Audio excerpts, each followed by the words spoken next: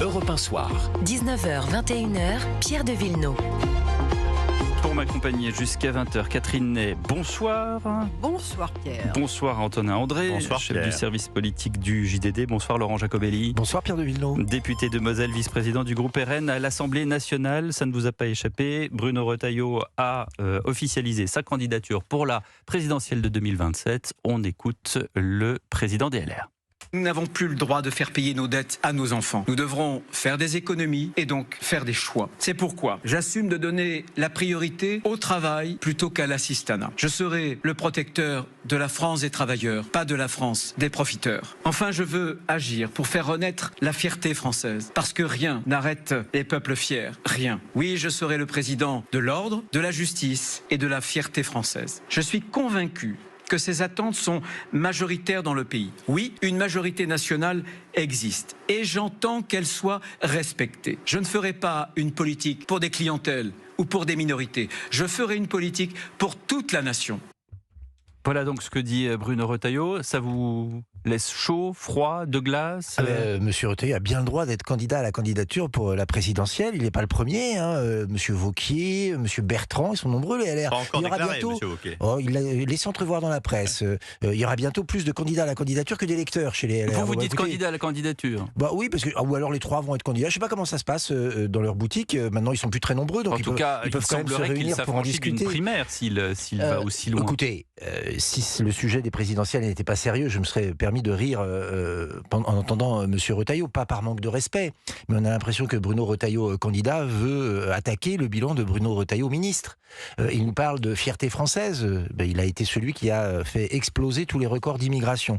Il nous parle d'ordre. Donc vous dites qu'il n'a jamais essayé de faire quoi que ce soit en matière d'immigration ou d'ordre. Il a été plus macroniste que les macronistes, c'est-à-dire qu'il a été dans le même gouvernement que Madame Berne, que Monsieur Rebsamen, c'est-à-dire que pour exister, il a accepté de travailler avec les socialistes. Quand on parle d'ordre et de sécurité, c'est tout à fait antinomique. Il nous dit qu'il veut retrouver et aider la France qui travaille, bravo, mais que n'y a-t-il songé plus tôt lorsqu'il a aidé à faire passer des budgets où il y avait 20-30 milliards d'impôts supplémentaires, où on augmentait la CSG des retraités.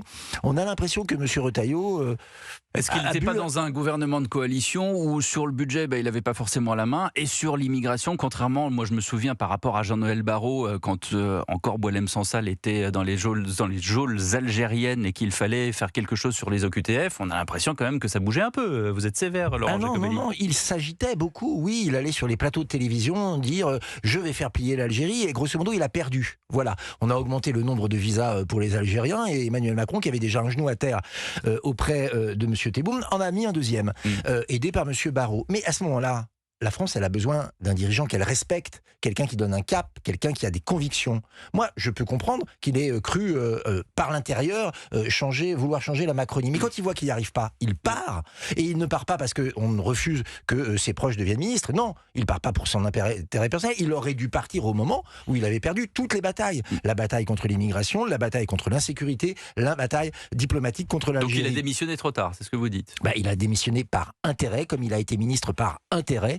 Et honnêtement, son bilan parle contre lui. Il n'a pas du tout il ne veut pas être président par intérêt. En tout cas, il dit par fierté et pour la nation et pas pour lui, pas par opportunisme. Voilà ce qu'il dit. Dommage que cette fierté, il ne l'ait pas revendiquée. Oui, pour contrebalancer un tout petit peu vos propos, dire que Bruno Retailleau n'est pas un homme de conviction, je trouve que ce n'est pas très juste, parce que c'est au contraire quelqu'un qui a des convictions, et je crois que les Français l'ont bien perçu. C'est quelqu'un qui est de cette droite libérale et assez conservatrice sur le fond, ce qui d'ailleurs rejoint un peu ou prou certaines de vos valeurs. Et par ailleurs, il y a une époque quand même pas si lointaine, lors de laquelle Bruno Retailleau, par sa doxa et par ce qu'il représentait au gouvernement, inquiétait un peu le Rassemblement national. Et je me rappelle d'une époque pas si lointaine où c'était un sujet parce qu'il avait quand même une certaine connexion avec les Français et qu'il était dans les baromètres de popularité comme perçu comme incarnant une forme de droite de l'ordre qui avait fait défaut. Tout de suite. Aujourd'hui, vous dénigrez, mais bon, c'est un adversaire qui est quand même... Je connais bien le Rassemblement national, et s'il y a bien quelqu'un qui ne nous a jamais fait peur, c'est M. Retailleau. Mais vous en parliez tout le temps. J'en parle encore maintenant parce qu'on me pose la question. Mais là, sans Moi, qu'on je suis vous un pose la garçon poli, question, vous savez, mais oui, on m'invite, mais- je réponds aux questions. Non, Voilà. non, mais c'est J'aurais vrai que préféré quand parler on d'autre chose, mais... Mais attendez, mais quand Mais on va parler c'est d'autre vrai chose. que on avait l'impression qu'il vous gênait parce Non. qu'il venait un peu sur vos plates-bandes. Catherine. Et quand même, quand on écoutait, on avait l'impression qu'il y avait un mot d'ordre venu d'en haut et qu'il fallait taper sur Bruno Retailleau Non. tout le temps. Enfin, Alors, je sais bien que certains en ont fait leur chouchou, certains se sont dit, puisqu'il va parler comme le RN, il va lui piquer 10 voix. Le problème, c'est que parler comme le RN et agir comme Emmanuel Macron, ça marche pas. Voilà. Et M. Retailleau, s'il avait été sincère, aurait accepté une vraie alliance. Alors à ce moment-là, s'il veut de l'ordre, s'il veut moins d'insécurité, moins d'immigration, moins d'impôts, pourquoi, lorsqu'il y a eu un accord pour les législatives entre les LR et le Rassemblement national, il a fui pour aller aider Emmanuel Macron? Parce que Il faudra qu'on m'explique la logique de cet homme. Il y a des divergences économiques Antonin, qui sont quand même massives. C'est-à-dire qu'il est pour le recul de l'âge de la retraite notamment, et sur une maîtrise des comptes publics qui n'est pas forcément connectée à votre budget à vous. Et quand on est pour l'équilibre des comptes publics, on n'accepte pas de travailler avec ceux qui ont créé 1300 milliards de dettes. On n'accepte pas un budget en déséquilibre. On n'accepte pas un budget où il y aura 37 milliards de dépenses de l'État supplémentaires. Il y a un moment, il faut être cohérent. Moi, vous savez, je respecte toutes les opinions. Je respecte toutes les opinions. Mais à un moment, il faut être cohérent.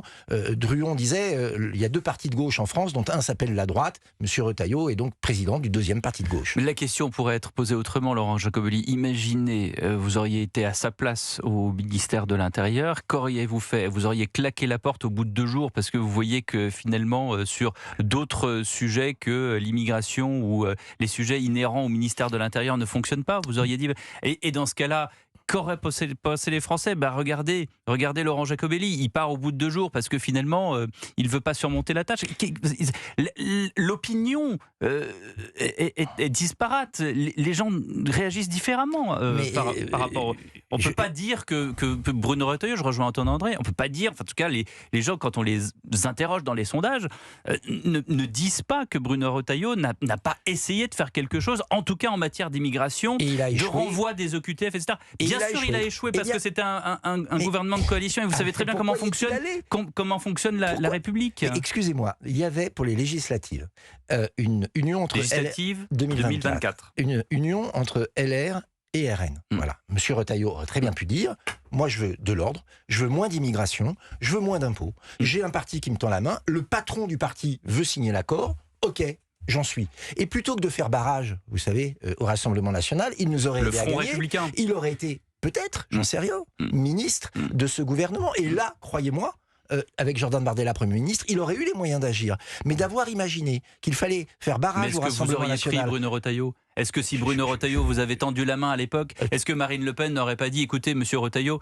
je vous respecte, vous êtes très gentil, mais on n'a pas besoin de vous parce qu'on est suffisamment je veux bien qu'on fasse à des l'intérieur du RN. Si on avait signé un accord avec les Républicains, je rappelle qu'Éric Ciotti, qui a signé cet accord, était patron des Républicains à l'époque, c'était probablement, j'imagine, pour travailler ensemble, pas simplement pour leur donner un strapontin, c'est bien évident. Mais vous travaillez avec monsieur Ciotti concrètement tous les jours? Bien sûr. Il n'a pas juste un strapontin de l'UDR qui est une espèce de satellite du RN. Ce serait mal le connaître, je crois, que d'imaginer qu'il se contente de ce type de fonction. C'est quelqu'un de conviction, on travaille très très bien ensemble, on a énormément de points communs, quelques points de divergence sur lesquels nous travaillons, chacun apporte à l'autre. Monsieur Retailleau a fait un choix, celui d'Emmanuel Macron. Il est le temps de l'alternance à Emmanuel Macron. On ne peut pas accepter, je crois en tout cas, quand on est de droite, que quelqu'un qui a travaillé avec Macron fasse ça. Et d'ailleurs, moi j'ai une pensée amicale, je viens de la droite, pour tous les électeurs... Vous êtes de la droite de gouvernement, puisque le RN c'est de la droite aussi. Je viens de la droite. Vous estimez à l'extrême droite? Non, pas du tout. Je pense que nous sommes un parti de rassemblement qui doit rassembler tous les Français. Voilà. Mais monsieur Retailleau aurait pu faire un autre choix. Il ne l'a pas fait. Ça montre bien que ses convictions ont une limite, c'est sa carrière. Et sauf que, encore une fois, vous parlez d'immigration, d'ordre, de sécurité, sur lesquels effectivement il vous rejoint. Sur le plan économique, il y a des grandes divergences et des grandes ambiguïtés au Rassemblement national qui aujourd'hui ne conforte pas, sachant que le mur budgétaire va être un sujet essentiel de cette présidentielle. Un parti qui est pour que l'âge de la retraite soit reculé à 60 ans ne paraît pas très réaliste du point de vue des Républicains. Et d'ailleurs, c'est pas notre opinion, donc ça tombe bien. Une partie de l'électorat de droite attend de ses gouvernants un sérieux budgétaire qui, jusqu'à présent, n'est pas forcément le gage de crédibilité du Rassemblement national. Non, mais je n'accepterai pas de recevoir de leçons de DLR ou de qui que ce soit d'ailleurs qui ont plongé la France dans la dette, dans l'impôt. C'est aussi le confort de l'opposition, ça. Quand on est dans le confort force de l'opposition et qu'on n'est pas aux manettes et qu'on n'est pas aux responsabilités. Quelle que soit l'opposition. Je vais me permettre de corriger. critiquer sans arrêt en disant si j'étais là, j'aurais fait mieux. Allez, Je vais me permettre Laurent Jacobelli de répond corriger ce que en vous avez tenant, dit, André. parce que je veux bien qu'on débatte, mais qu'on débatte sur des choses réelles. Nous ne sommes pas pour la retraite à 60 ans, si ce n'est pour ceux qui ont commencé à travailler mineurs dans des métiers durs, ce qui n'est pas la généralité. On est pour 42 annuités. Mais vous voyez, nous sommes ambitieux pour notre pays. Parce que aujourd'hui, pourquoi il y a un problème dans les caisses des retraites? C'est qu'il n'y a pas assez de boulot. Les boulots qui sont créés ne sont pas assez productifs et qu'il n'y a pas assez de natalité. Nous, on veut travailler sur tous ces points-là. Ceux qui nous disent il faut reculer à 67, puis à 68, puis à 69, d'ailleurs reviendront tous les ans nous expliquer qu'il faut reculer l'âge de la retraite. Pourquoi? Parce qu'en France, on ne crée plus d'emplois, les chiffres du chômage viennent de le montrer, et on désindustrialise. Et donc, on ne se donne pas les moyens de financer les retraites. Si on arrête avec la mondialisation, s'il y a la priorité de la commande publique sur les entreprises françaises, qu'on soulage les entreprises de tout un tas de normes, de tout un tas d'impôts, il y aura à nouveau création d'emplois, donc cotisation sociale et donc retraite avec 42 annuités. Vous voyez, il faut avoir une vision positive et ambitieuse pour le pays. Les artisans du déclin, ceux qui accompagnent le déclin de la France, très peu pour nous.